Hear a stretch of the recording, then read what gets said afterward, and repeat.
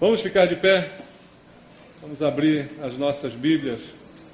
Convido você a abrir a sua Bíblia na carta aos Hebreus, no capítulo 4. Hebreus, capítulo 4, nós vamos ler do versículo 14 até o versículo 16 da carta aos Hebreus, capítulo número 4.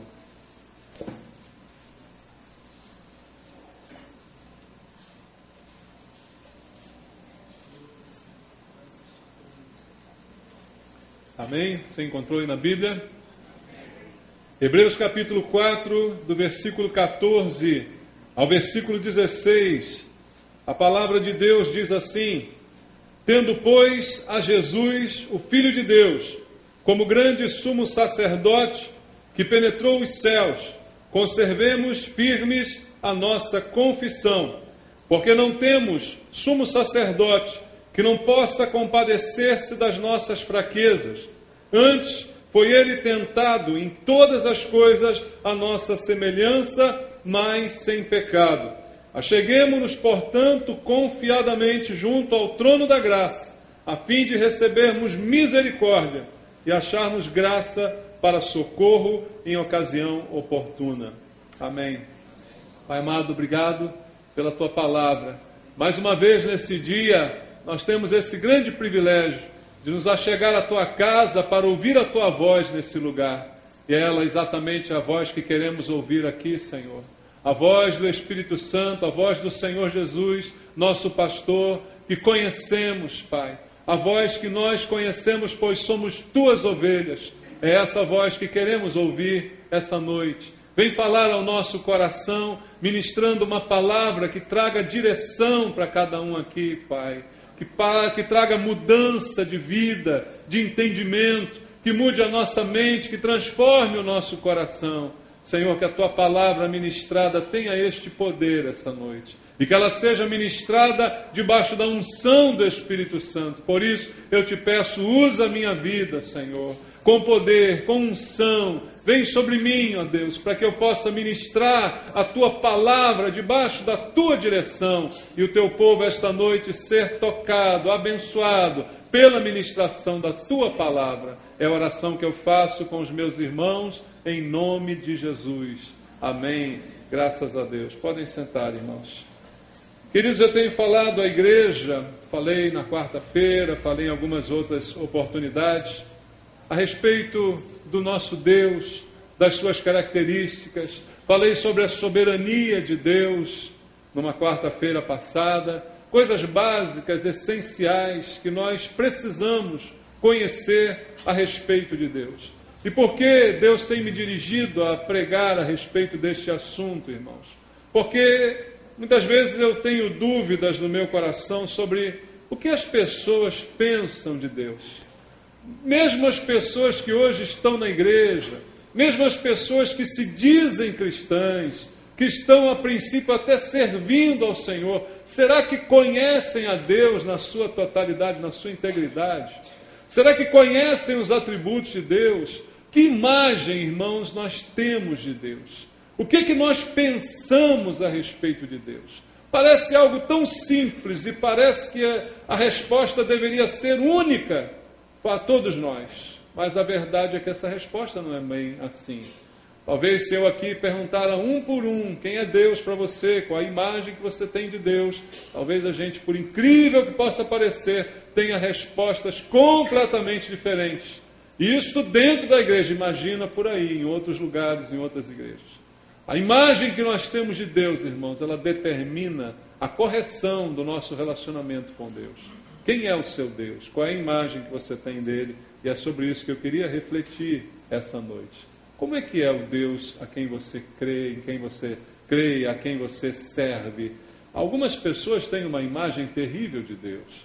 Algumas pessoas imaginam Deus como alguém mau, como alguém carrancudo, alguém pronto a esmigalhar, alguém pronto a punir, alguém que é sério, de cara fechada. Algumas pessoas fazem essa imagem de Deus. Algumas pessoas pensam em Deus dessa forma. Outros talvez tenham uma imagem completamente diferente disso. pensam num Deus amiguinho, que eu dou o braço a Ele, que Ele está sempre comigo, sorrindo e brincando. Qual é a imagem, irmãos, que nós fazemos do Senhor? Será que nós temos realmente uma verdade a respeito de Deus?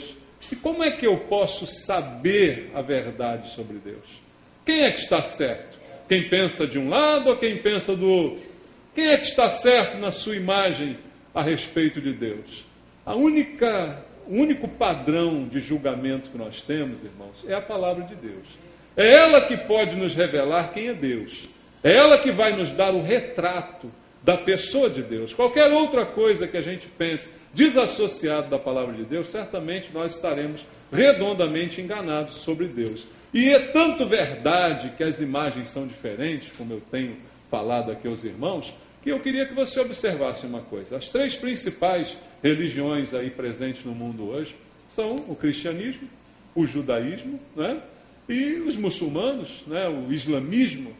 Essas 3 religiões, a princípio, elas creem no mesmo Deus. Você sabia disso? A raiz dessas 3 religiões é o mesmo Deus. Agora, cada um enxerga esse Deus por um prisma completamente diferente do outro. Então veja que problema que nós temos hoje. E mesmo no meio dos cristãos, muitos enxergam Deus de uma maneira completamente distorcida, completamente diferente do que de fato é Deus. O que a Bíblia Sagrada diz para nós, a Bíblia que você tem em mãos, é ela que vai nos dar a ideia exata sobre Deus.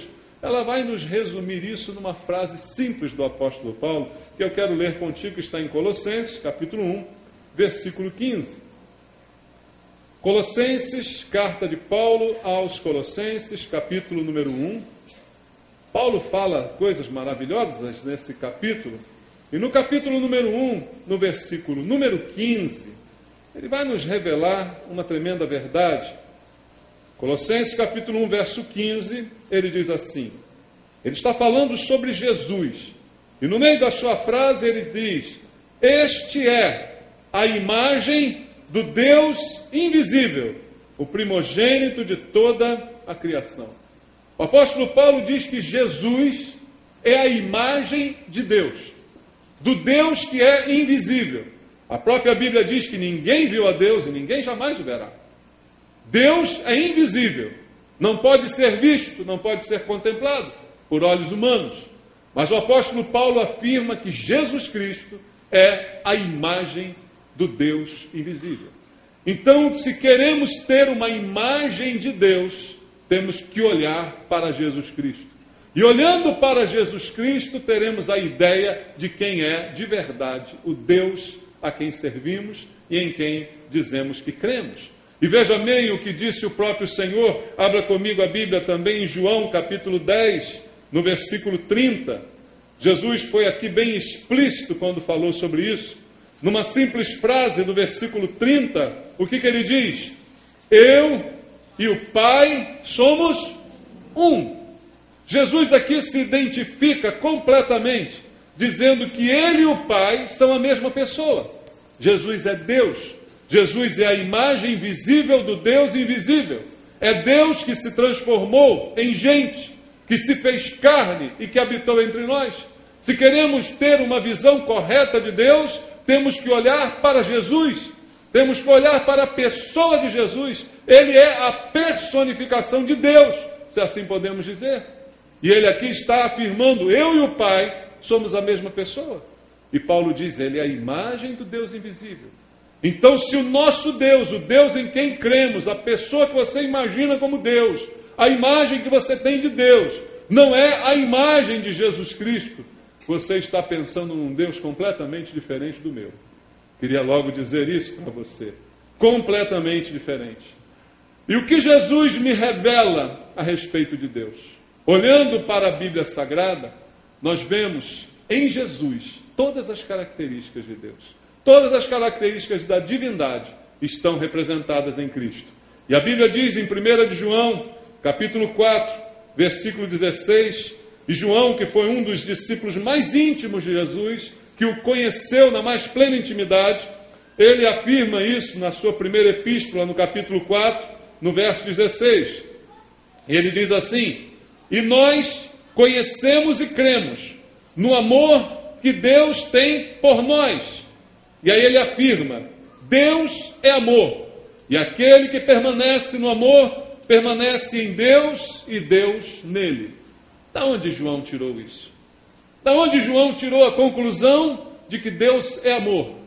Ele tirou essa conclusão da sua convivência com Jesus.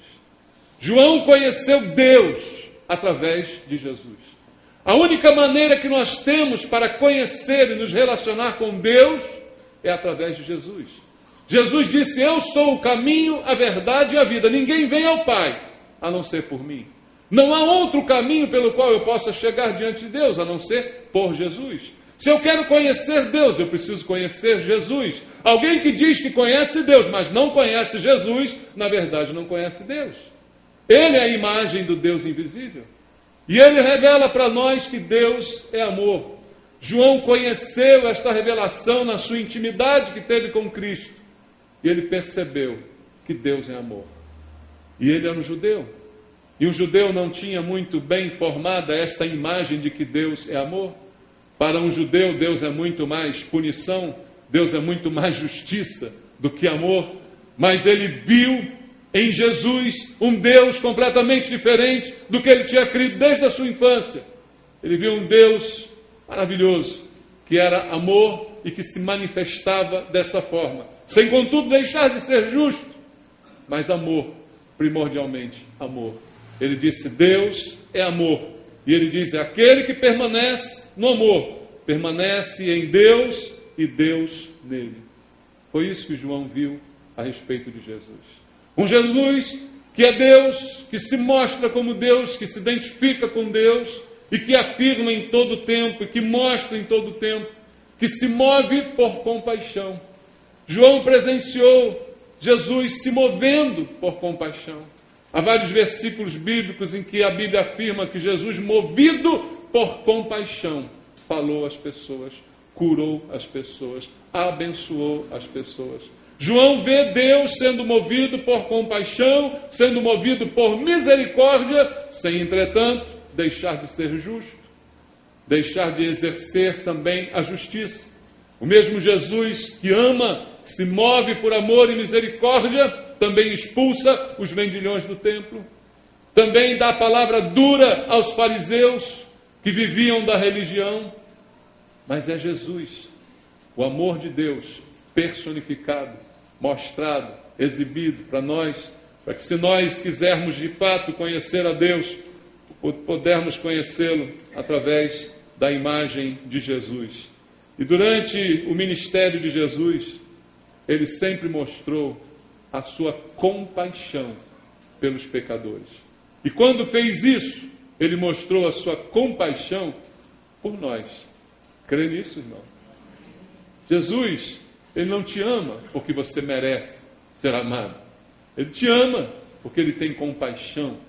E a sua compaixão o moveu até a cruz. E na cruz se deu para que nós pudéssemos ser salvos da condenação que era bem merecida por cada um de nós. Começa a se clarear melhor, então, a nossa visão a respeito de Deus.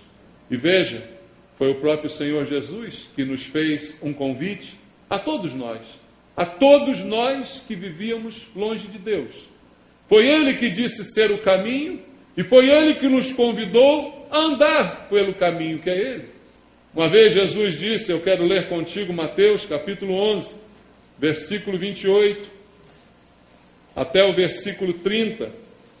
Jesus diz assim: vinde a mim, quantos?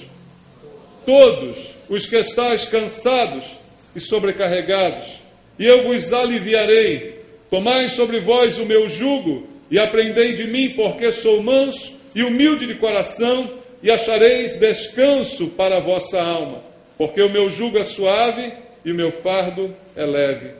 Quem disse isso? Jesus. A quem ele convidou? A todos. Vinde a mim, todos, qualquer um que queira, ele convidou para estar nele, para descansar nele, para encontrar nele tudo aquilo que a gente precisa. Esse Jesus é a imagem de Deus que que nós temos que ter, irmãos. E ainda hoje, a Bíblia diz que Ele trabalha por nós. Abra comigo a Bíblia em Hebreus capítulo 7, versículo 25. Hebreus capítulo 7, versículo número 25. A palavra de Deus nos diz: por isso também pode salvar totalmente os que por Ele se chegam a Deus, vivendo sempre para interceder por eles. Jesus salvou completamente a nossa vida e hoje vive, como diz o texto, vive sempre para fazer o quê? Interceder por nós. Qual é a imagem que eu tenho de Deus? Deus que é amor, Deus que me ama, que é justo, mas que me ama, que intercede por mim, que espera a minha melhora, que deseja o meu progresso, que fala do seu amor ao meu coração, que me chama para descansar nele. Esse é Deus. E essa é a imagem de Deus que nós temos que ter em nosso coração.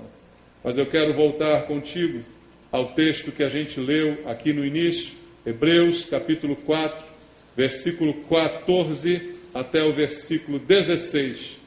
Se eu agora conheço a Deus, conheço quem é Deus, qual a sua imagem, tenho agora uma visão correta a respeito dele, vendo em Jesus toda a plenitude de Deus, como diz a Bíblia, o que eu devo fazer a respeito disso, irmãos? E é isso que esse texto vai nos dizer essa noite. Se a minha visão de Deus for errada, todo o meu relacionamento está contaminado. Se eu creio num Deus severo, ruim, tal, meu relacionamento com Ele será completamente diferente.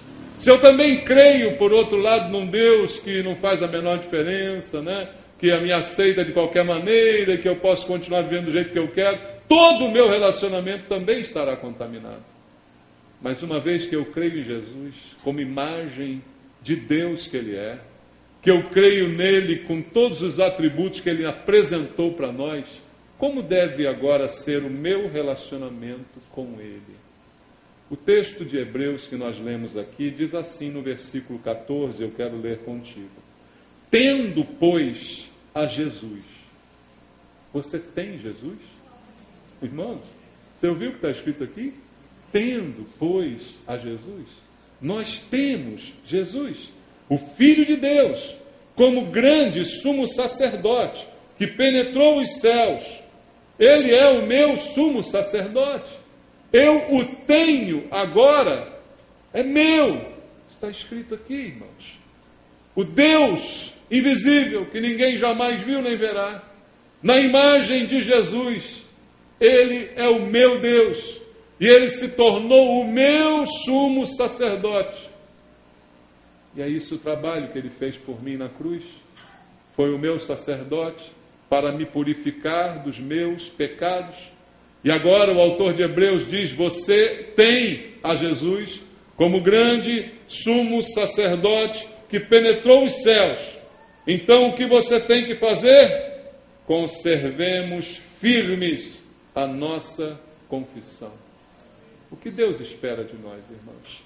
Será que Deus espera de nós grandes sacrifícios? Deus espera de nós grandes envolvimentos e sacrifícios humanos? Não, queridos, o sacrifício foi feito por Jesus. Ele é o sumo sacerdote e Ele também é a oferta que se deu em nosso lugar. Jesus é tanto o sacerdote quanto a oferta.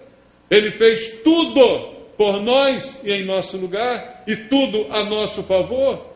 Qual a minha parte, então, nisso? A nossa parte é a que diz Hebreus aqui. Conservemos firmes, segundo está escrito, a nossa confissão. Irmãos, você confessou a Jesus como teu Senhor e como teu Salvador?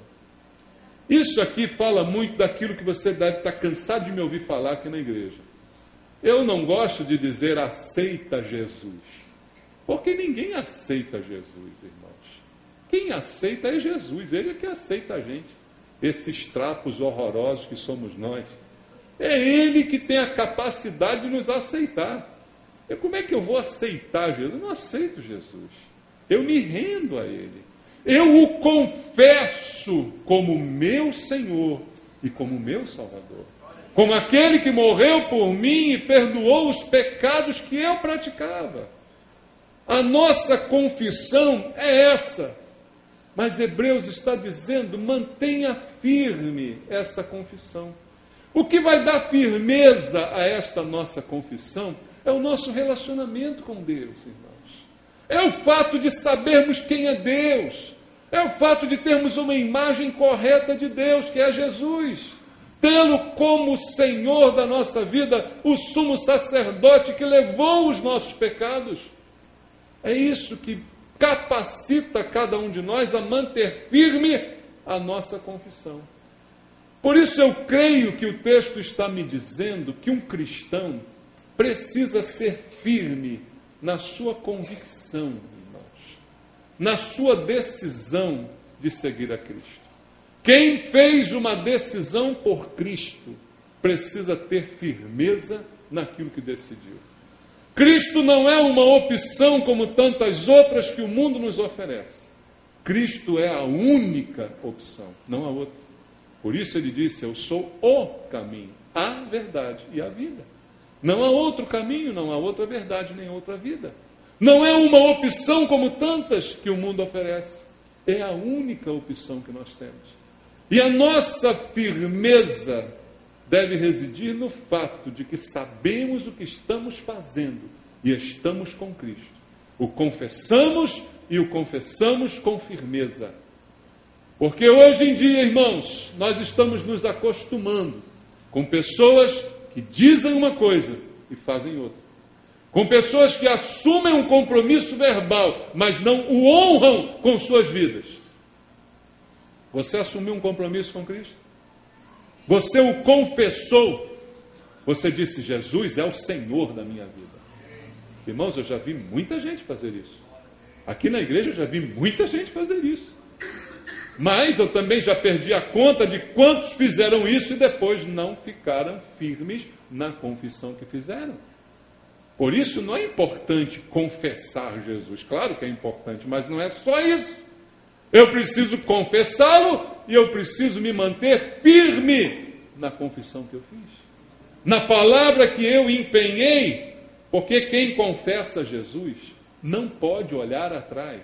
Não pode voltar para trás, irmão. É uma confissão única na nossa vida. Por isso é importante você saber quem é Deus. Você saber com quem você está se envolvendo. Você saber quem é o Deus da sua vida. Porque você o está confessando. E essa confissão precisa ser firme. Porque eu não posso voltar atrás. Porque voltar atrás é como desconsiderar todo o amor com que Ele me amou. É como diz também o texto bíblico, é como calcar aos pés o Filho de Deus, profanar o sangue da aliança que foi derramado por nós. Voltar atrás é como negar tudo aquilo que foi feito por nós. Isso não é possível. E se não é possível voltar atrás, eu preciso permanecer. E permanecer com firmeza. Por isso Hebreus está nos convidando, permaneçam firmes, porque vocês têm Jesus. Quem tem Jesus aqui? Permaneça firme, meu irmão. Permaneça firme nessa confissão que você acabou de repetir agora. Disse, eu tenho Jesus. Mais uma vez você confessou. Permaneça firme na confissão que você fez. Porque essa confissão, queridos, ela precisa ser fruto da verdade que nos foi revelada. Você não confessou à toa. Você não confessou do nada. Uma vez, quando Jesus perguntou aos discípulos, quem diz o povo que eu sou? E cada um disse uma coisa. Até que Pedro, com a sua intrepidez, disse, tu és o Cristo, Filho de Deus. E Jesus disse, não foi sangue nem carne quem te revelou isso. Quem te revelou isso foi o Espírito Santo, Pedro. Então a verdade é que nos revelou. A nossa confissão é fruto da verdade que nos foi revelada pelo Espírito Santo. Ninguém confessa Jesus se não for convencido pelo Espírito Santo. A Bíblia diz, é Ele que convence o homem do pecado, da justiça e do juízo. Eu fui convencido e por isso eu confessei. Mas uma vez que eu confessei, agora eu preciso permanecer firme naquilo que a minha boca proferiu, naquilo que os meus lábios proferiram. Porque, como eu disse, não se aceita Jesus. Se reconhece o seu domínio, a sua soberania, se reconhece a sua divindade, se reconhece que Ele é o único caminho, que não há outro. Então, por isso, a nossa confissão precisa ser firme. Você que entregou a sua vida para Jesus, você que tem Jesus como seu sumo sacerdote, o que Deus está dizendo para você essa noite é: permaneça firme na confissão que você fez. Permaneça com firmeza nessa confissão. Continua o texto no versículo 15, nos trazendo mais uma orientação. Porque não temos sumo sacerdote que não possa compadecer-se das nossas fraquezas. Antes foi ele tentado em todas as coisas, a nossa semelhança, mas sem pecado. Veja, se eu conheço, eu preciso conhecer também a sua compaixão por cada um de nós. A compaixão de Deus por nós é o seu envolvimento com a nossa vida. E esse versículo descreve bem esse relacionamento. Eu posso confiar plenamente em Jesus, porque Ele conhece plenamente a minha humanidade. Jesus é Deus que se fez carne. E Ele, como homem, experimentou tudo aquilo que qualquer um de nós experimenta enquanto na carne. O que quer dizer isso? Ele experimentou alegria, ele experimentou dor, tristeza, ele experimentou todo tipo de sensação, e a Bíblia diz, ele suou, ele chorou, tudo que concerne a um homem no seu corpo humano. E diz a Bíblia que mais ainda, ele experimentou a tentação. O texto que nós lemos aqui diz que nós não temos um sumo sacerdote que não possa se compadecer das nossas fraquezas, porque ele foi também tentado em todas as coisas. Isso, irmãos, é maravilhoso. Você não imagina o que Deus fez por você ao fazer isso. Deus se colocou no nosso lugar, experimentou no nosso lugar o que é ser humano. A divindade de Deus experimentou o que é se tornar um ser humano. Não há outro Deus que se aproxime tanto de nós quanto o nosso Deus. Nenhum Deus de nenhuma religião chega nem perto disso que está sendo relatado aqui. O nosso Deus, Ele sente como a gente. E o que diz Hebreus é que nós temos um sumo sacerdote, que Ele pode se compadecer das nossas fraquezas. Ele pode sentir compaixão quando somos fracos. Ele pode sentir porque Ele já se colocou no nosso lugar. Às vezes nós dizemos isso, né? Ah, falar é fácil, o negócio é você viver o que eu estou vivendo. Pois Deus, Ele vive o que você está vivendo, Ele viveu o que você está vivendo. Ele se colocou no seu lugar, no meu lugar. E o que a Bíblia está dizendo é maravilhoso. Nós temos um sumo sacerdote. E Ele pode se compadecer das nossas fraquezas. Porque Ele, em todas as coisas, como diz o texto, foi tentado à nossa semelhança. Exatamente como nós, Ele experimentou o que é a tentação. Isso então me traz a um nível de intimidade com Deus, no qual eu posso plenamente confiar. Porque Ele sabe o que eu passo. Porque Ele já passou pelo que eu passo. Veja, isso é completamente diferente do que qualquer outra religião afirma sobre Deus. O cristianismo, ele é único em diversos sentidos, irmãos. E um deles é esse. Deus passando pelo que eu passo. Sentindo o que eu sinto.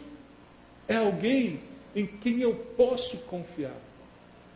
Alguém que me estende a sua intimidade. Por isso Jesus foi chamado de Emanuel, Deus conosco, perto da gente, em quem a gente pode tocar, pegar, como diz o texto da Epístola de João. O Senhor em quem nós tocamos, João fala assim, em quem nós vimos, mas também sentimos. Uma pessoa real, de quem eu pude me aproximar, tocar, sentir. Deus que se fez carne e que passa por tudo por nós, e que sente tudo como nós sentimos, e por isso tem a capacidade de se compadecer.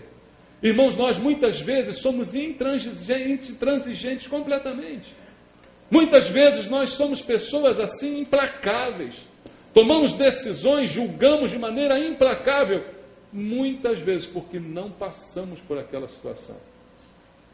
Eu lembro de um exemplo aqui, que é fácil, né? E por isso muita gente se decepciona quando um amigo seu vira chefe no seu trabalho. Já passou por isso? Enquanto ele não era chefe, ele era seu amigo. Virou chefe e deixou de ser seu amigo. Já passou por isso? Isso é muito comum de acontecer. E de repente ele, como chefe novo, começa a apertar todo mundo, apertar no calo de todo mundo e tal, né? Horário, frequência e tal, apertando, lá no seu papel de chefe. Mas muitas vezes isso acontece, eu já tive uma experiência dessa, porque o chefe mora pertinho do trabalho. Então ele não consegue entender aqueles que chegam atrasados, porque ele nunca pegou 2 ônibus e um trem para chegar no trabalho. É ou não é? Ele nunca passou por essa experiência. Talvez por isso ele seja mais implacável nas suas decisões, nas suas argumentações. Mas imagina nós, irmãos, se Deus não tivesse sido Jesus, não tivesse passado por tudo isso, como entender a fraqueza humana? Deus tão perfeito, tão puro, tão santo, como pode entender uma fraqueza humana? Não haverá entendimento, haverá apenas justiça e punição. Mas Deus se fez homem. Deus habitou no meio de nós, e a Bíblia diz que Ele em tudo foi tentado exatamente a nossa semelhança, como diz aqui o texto que nós acabamos de ler. Então Ele consegue entender as nossas limitações. Você é limitado? É ou não? Eu sou limitado. Eu tenho limites, nós temos limites. Conseguimos ir até algum ponto, mas há algum ponto que não conseguimos passar. Conseguimos fazer muitas coisas boas, mas não tudo que podemos fazer. Há limites em nossa vida e Deus conheceu na prática os nossos limites em Jesus Cristo, é o que está dizendo o texto aqui. E devido a isso, a esse conhecimento, o texto está dizendo que por isso Ele se compadece de nós. O que é o exercício da compaixão, irmãos? Senão o exercício da empatia. Você sabe o que é empatia? Se colocar no lugar da outra pessoa. Deus exerce sua compaixão porque antes exerceu a empatia. Se fez homem, se colocou no nosso lugar, vivenciou o que é ser homem, para exercer sobre nós a sua compaixão. É o que o texto está dizendo, porque não temos sumo sacerdote que não possa compadecer-se das nossas fraquezas. Antes, foi ele tentado em todas as coisas, a nossa semelhança, porém, sem pecado. Devido a isso, ele age com compaixão. E a compaixão de Deus é o amor de Deus em movimento, em ação. Isso é muito importante. Compaixão não é pena. A gente pode ter pena de alguém e nada fazer por ela. A compaixão é muito mais do que pena. É um sentimento que traz compreensão e que nos leva a uma ação. Deus se move por compaixão. Graças a Deus. Se Deus não tivesse compaixão de nós, irmãos, sabe o que a Bíblia diz? A misericórdia do Senhor se renova a cada manhã, e ela é a causa de nós não sermos consumidos. Se não fosse a compaixão, já teríamos há muito sido consumidos pelos pecados, pelas ruindades da nossa vida, irmãos. Mas Deus, por compaixão, se move ao nosso favor. Essa é a imagem que você tem de Deus? Pois essa é a imagem que a Bíblia traz dele. A compaixão sendo o amor em ação manifestado na nossa vida. Ele se compadece das nossas fraquezas, e a Bíblia diz ainda que Ele ajuda a carregar o nosso fardo. O Espírito Santo mesmo que nos convenceu do pecado, da justiça e do juízo, é aquele que nos auxilia, é aquele que segura junto com a gente, que nos ajuda nas nossas fraquezas. O apóstolo Paulo nos diz isso lá em Romanos 6. Não sabemos orar como convém, mas o Espírito Santo nos assiste. Ele diz: o Espírito Santo nos ajuda na nossa fraqueza. Veja, Deus se compadece da nossa fraqueza e ainda nos ajuda a superar as nossas fraquezas. É esse Deus que a Bíblia nos apresenta. E Ele se chama Jesus, porque Ele percebe as nossas necessidades. Esse é Jesus, a quem servimos. Volta lá o texto em Hebreus, capítulo 4, e vamos ler o versículo 16. Qual a atitude que eu devo tomar, baseado em todo esse conhecimento que Deus me deu até agora? Veja, Ele é semelhante a mim, mas sem pecado, diz o versículo 15. E agora o que fazer? O versículo 16 dá a solução. Ele diz: acheguemo-nos, portanto, como, irmãos? Confiadamente, junto ao trono da graça, a fim de que recebermos misericórdia e acharmos graça para socorro em ocasião oportuna. Uma vez que você sabe quem é Deus, uma vez que você sabe como é Deus, o que Deus fez por você, e em que circunstâncias Ele está com você, como os versículos disseram para nós até agora, qual a atitude que é esperada de nós? O autor de Hebreus diz, como que uma conclusão, ele diz: acheguemo-nos então. Se isso tudo é verdade, se você crê em tudo isso, se você tem um sacerdote que se chama Jesus, fique firme na sua confissão. E se esse sacerdote é entendido por você como alguém que passou por tudo aquilo que você passa, que se compadece de você e você vivencia dia a dia a sua compaixão, então achegue-se a Ele. Irmão, o que me atrai a Deus não são as vantagens que eu posso obter, mas são as coisas que Ele já realizou por mim. Acheguemo-nos, portanto, a Ele. Deus está te chamando para se achegar. Não é Deus conosco? Como é Deus conosco se eu não estou perto dEle, se eu não estou próximo a Ele? Sabe aonde Deus quer você? Perto dEle. Perto. Nós cantamos: perto quero estar. Será que queremos mesmo?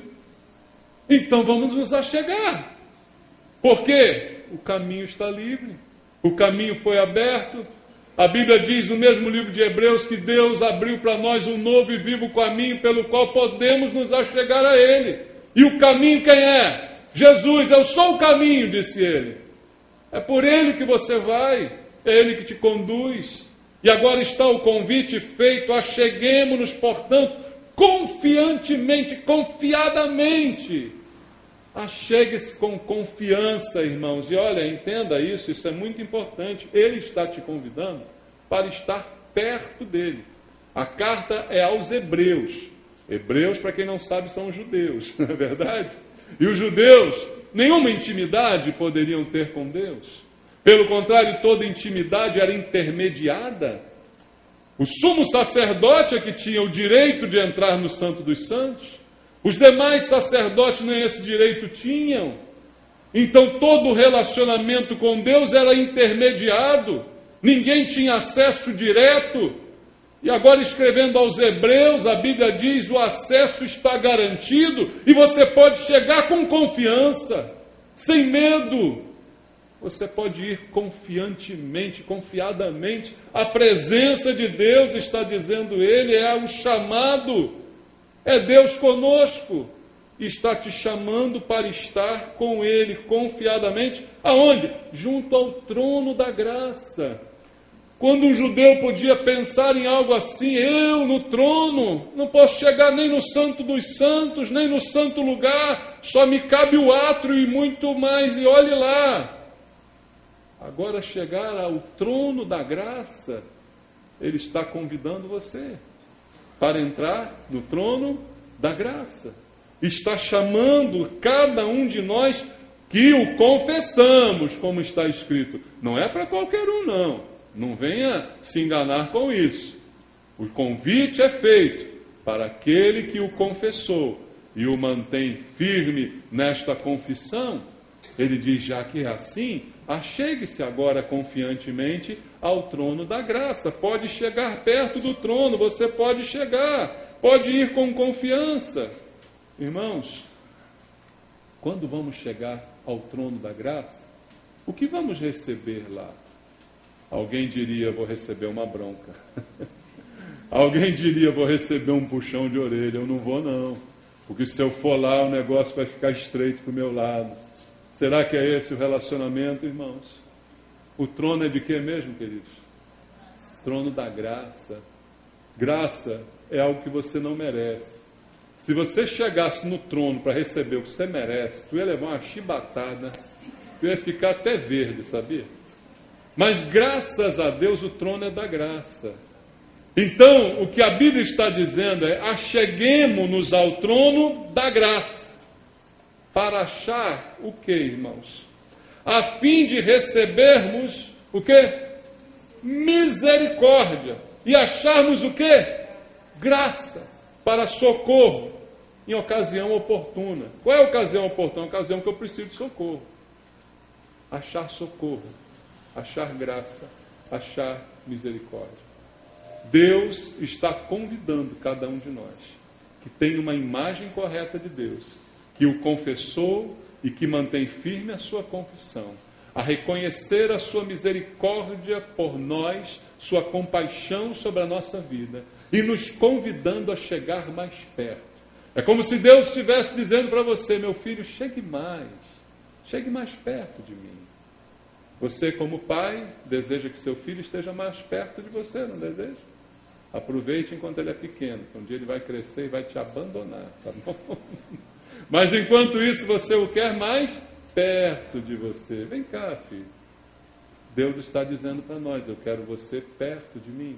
Achegue-se com confiança, chegue mais perto, porque aqui você vai receber, não aquilo que você merece, você vai receber o que você não merece, você vai receber misericórdia, você vai receber graça e socorro, na ocasião oportuna, no momento que você precisar, porque o caminho está aberto, a porta foi aberta por Cristo, para que você possa entrar e se achegar.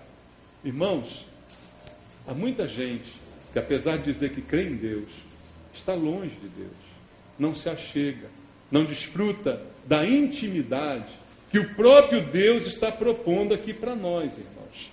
Veja, ao invés de bronca, você vai achar misericórdia, você vai achar graça, você vai achar socorro em ocasião oportuna, porque Deus está sempre por perto quando eu necessito dele. O seu socorro está sempre à disposição. Por isso o salmista, que desfrutou da intimidade com Deus, disse, Deus é o nosso refúgio e fortaleza, socorro bem presente nas tribulações. Você quer desfrutar isso? É seu, pertence a você. Você crê em Jesus?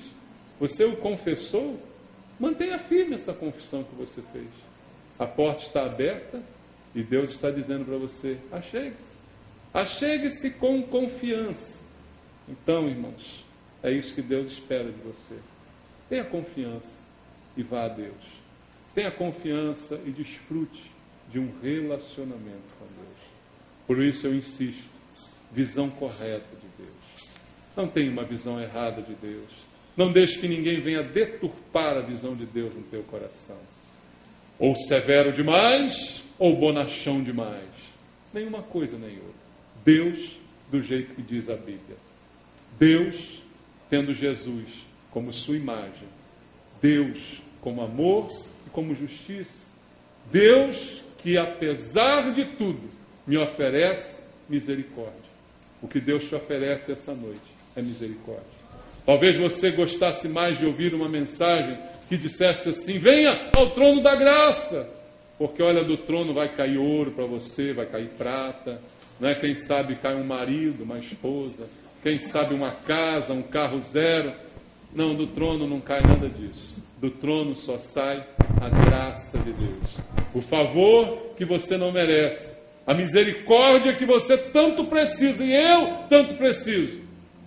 O que eu mais preciso é da misericórdia de Deus. O que nós mais precisamos não é de um carro nem de uma casa. O que a gente mais precisa é da misericórdia de Deus. E ela está disponível para todos nós. Entre no trono, entre com confiança, chegue-se a Deus, em nome de Jesus. Amém? Vamos louvar ao Senhor nosso Deus. Esse hino diz que há uma unção que sai desse trono, e essa unção está disponível para você. Chegue-se a Ele. A unção que vem do trono, derramada como óleo, fortalece o meu homem interior. O poder do Santo Espírito flui em ondas de amor, mergulhando-me no rio de tua glória. Diga para Deus. Quero água viva de tuas fontes, Senhor, saciar a sede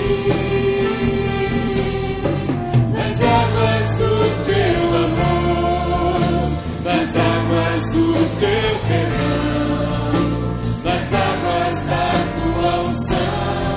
Senhor, em nome de Jesus, Pai, eu quero, Senhor, juntamente com os meus irmãos, desfrutar da tua palavra, Pai, de tudo aquilo que nos é oferecido por Jesus, nosso Senhor, que sofreu, que morreu em nosso lugar, que experimentou tudo aquilo que experimentamos, que passou por tudo aquilo que passamos e hoje intercede por nós.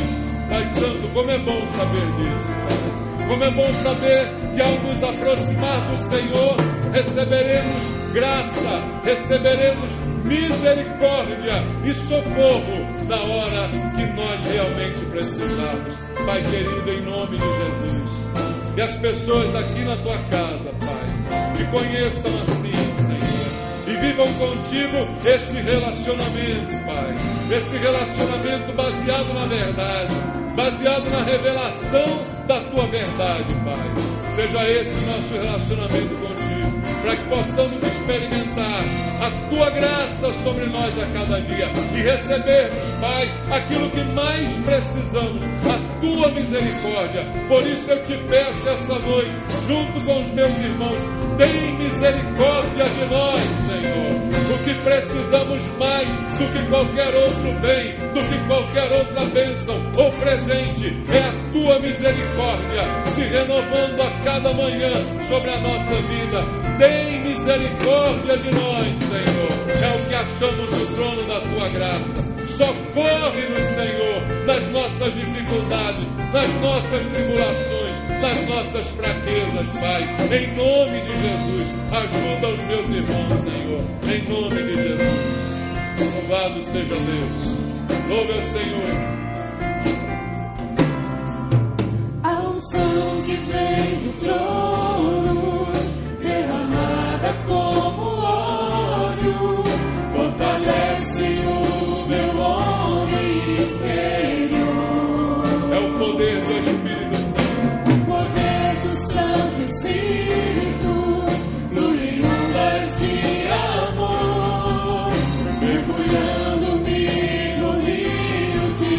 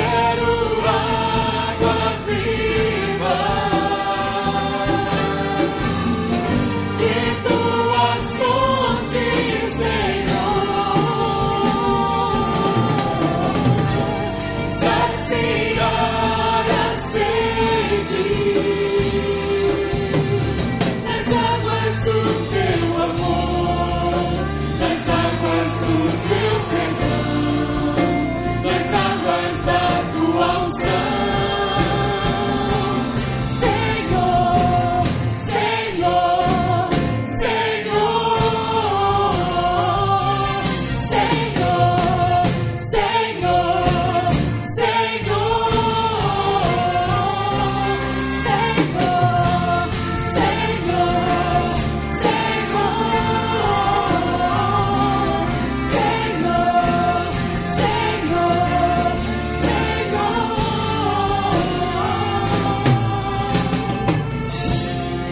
Aleluia. Obrigado, Senhor, por toda a graça que nos é concedida. Obrigado, Deus, pela tua misericórdia sobre a nossa vida. Que você desfrute sempre desse lugar, dessa presença. Está aberto a você. Deus está dizendo: achegue-se. Achegue-se com confiança. Esse lugar é teu. Amém? Desfrute dele. É o lugar da graça, da misericórdia, do socorro que vem do Senhor na ocasião mais importante, aquela que você necessita. Amém? Deus te abençoe em nome de Jesus.